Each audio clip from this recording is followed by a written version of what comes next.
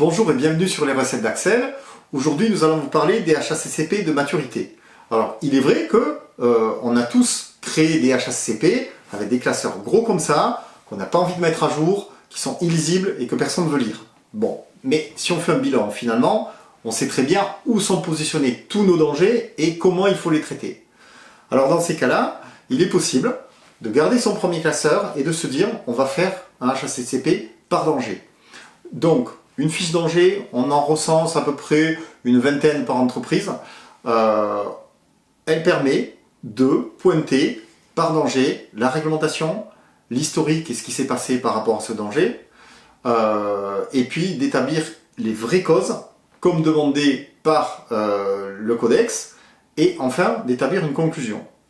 Ensuite, de cette fiche danger, il suffit de transversaliser la répartition de ce danger sur les activités de l'entreprise. Alors, il y a des choses qu'on n'oublie jamais, on fait le groupe réception, le groupe des cuissons, le groupe conditionnement, et il y a aussi les activités de démarrage de ligne avec leurs dangers spécifiques, d'arrêt de ligne et de nettoyage par exemple.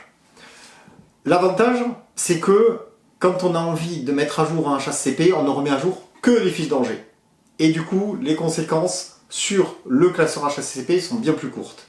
Ensuite, forcément, gain de place, on tombe sur des HACCP à moins de 20 pages en tout.